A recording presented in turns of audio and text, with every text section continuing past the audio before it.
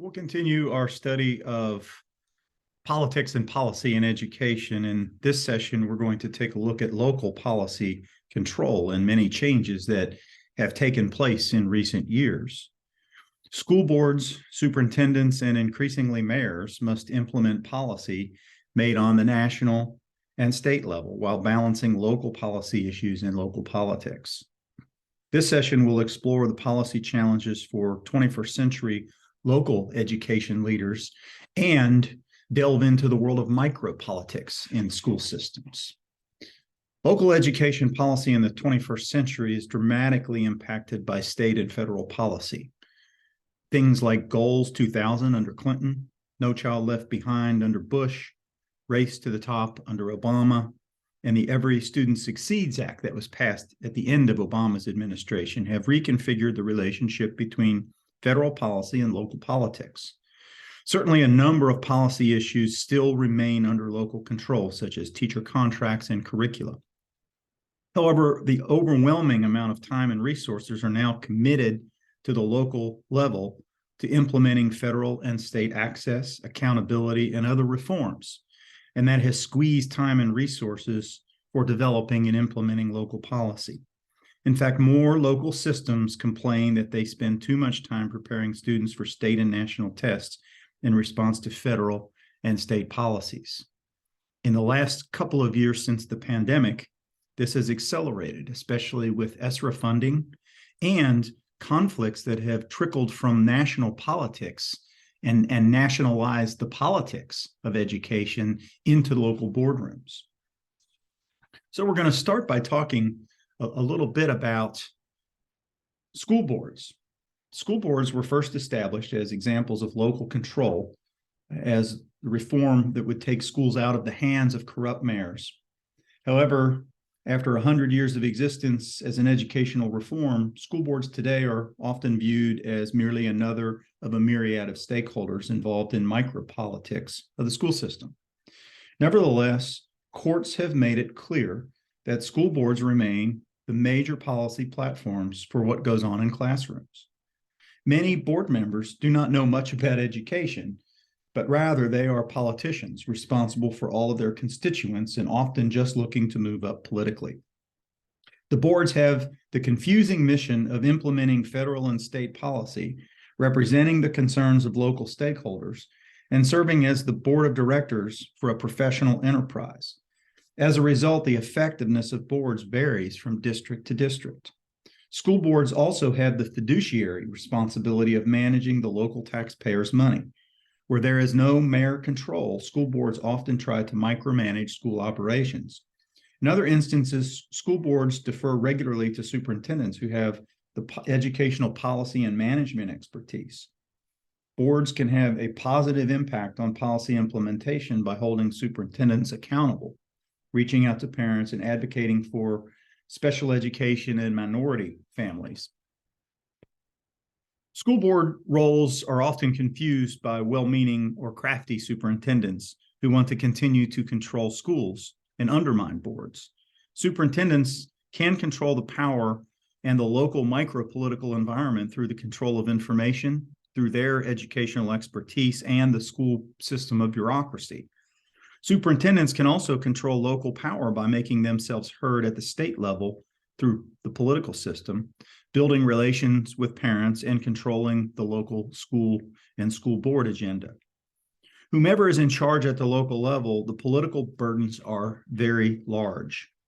These enormous political burdens and the local political leadership must sort out stakeholder demands on the federal, state, and local levels in a manner that will enable the best implementation of education policy.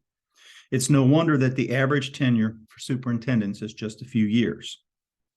Now, in earlier sessions, we discussed education policy.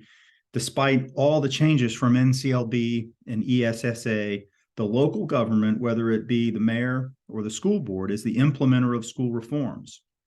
This federalist system includes local policy implementation, and it doesn't exist in most other parts of the world. Other West developed nations and the Organization for Economic Cooperation, OECD, Those nations have their education policy dictated from their national capitals through a Ministry of Education. Furthermore, since many federal reform programs began in the 1990s, American local governments have in fact experienced new opportunities in their implementation role. LEAs have become more entrepreneurial. They have bought more outside vendors to provide supplemental services, and they have brought more choice and growth with charters and outside philanthropy. Race to the top have increased parent trigger laws, and this is really accelerated since the pandemic with the parents' rights movement. The Common Core standards have made it possible for local governments to compare their activities and their accomplishments of similar-looking jurisdictions beyond the state lines. While still part of the American federalist system in the 21st century, LEAs may be considered more powerful than they were at the end of the last century. One of the most prominent trends that you see increasing that isn't as prominent in Kentucky and is not legal yet in Kentucky, but it could be something that emerges in places like Louisville and Lexington, is the addition of strong mayoral involvement, especially in charter schools, other issues of choice. Local education is wavered in some of its exceptional position where the local district controls everything. And so in many cases, they are no longer managed necessarily by a nonpartisan school board and a professional superintendent. And so since education is now a political issue on all levels of government, it has become particularly true locally with mayoral management of schools in numerous cities as it has emerged in the 1990s. And now local education budgets must vie with other city services for funding and political support. Mayors have become so involved in policy that school superintendents and school boards are now often appointed by mayors in many jurisdictions. Boston and New York were early converts to mayoral control.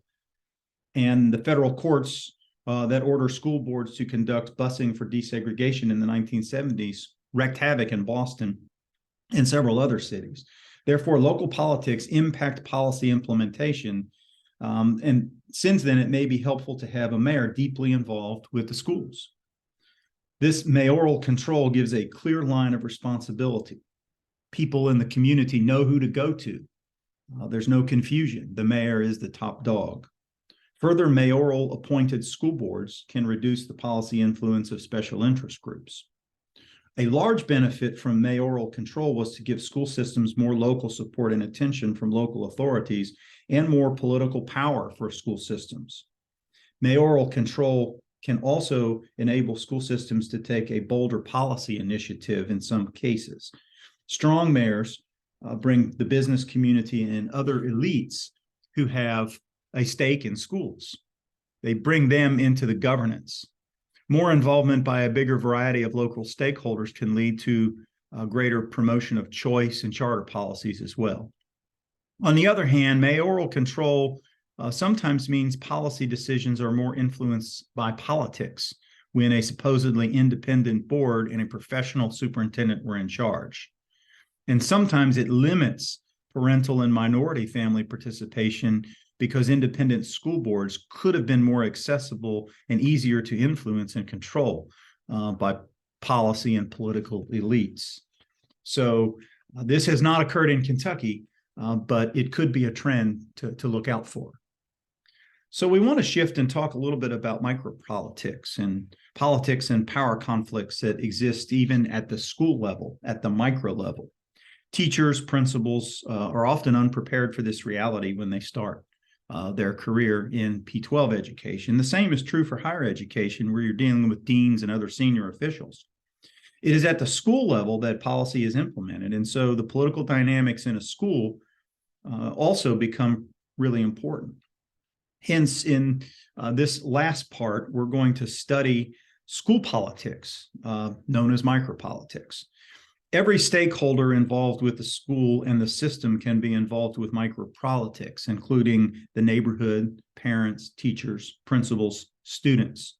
These interpersonal relationships and coalitions that are formed and reformed in the classroom and in the corridors and in teachers' lounges. The same is true with the local parent-teacher association and with most local businesses. Schools are one of the most important institutions in a community, and so they will inevitably be drawn into community politics. And as mentioned previously, micropolitics is important because most of education policy is implemented at the school level. Sometimes micropolitics is called the small p of politics, parking lot politics, who teaches what, whose kids get into GT courses, the board members that are protecting band and music programs, that triangulation of parent, board member, principal, teacher. That is your micro political arrangement in most cases. And education reformers and more local that have advocated for more local school control have seen an increase in this micro political activity at the school level. Too many American schools and school systems are bound by traditional rules of the education bureaucracy that is all too often enforced by the system's central office. Reforms lead to change, and change rearranges all these micro-political relationships in the school and in the system that have been set up to implement these existing policies.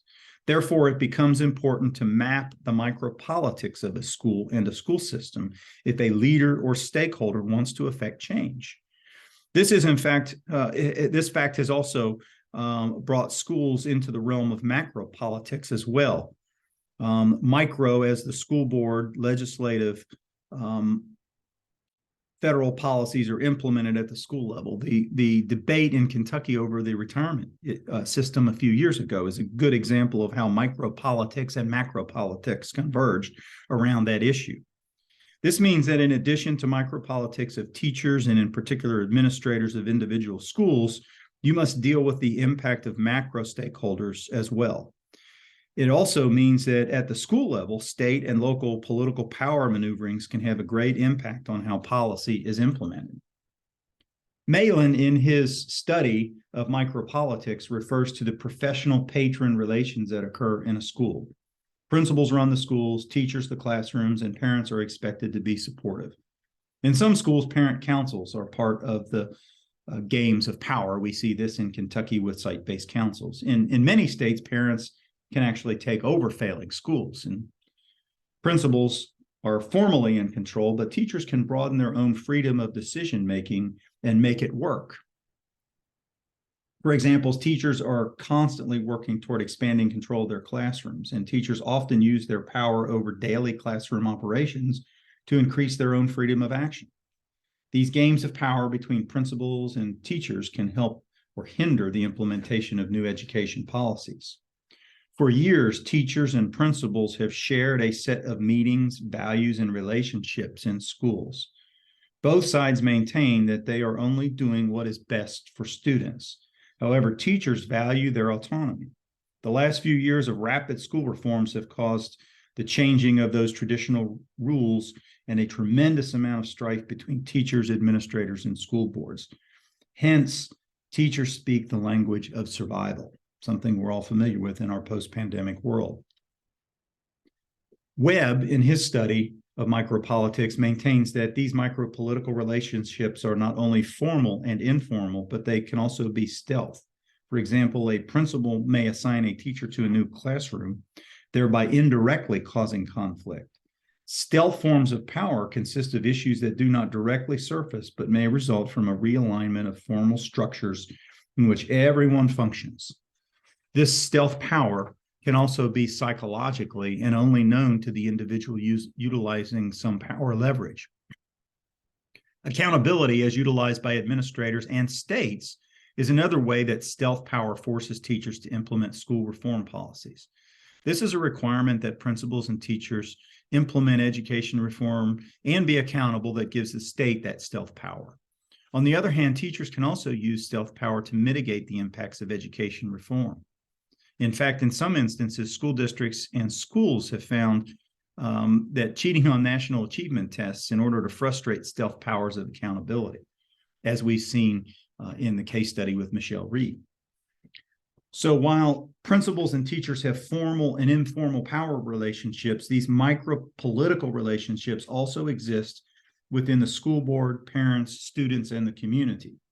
Furthermore, because education policies are also promulgated on the state and national level, the microsystem of the school can be drawn into macropolitics of the state and national education environments.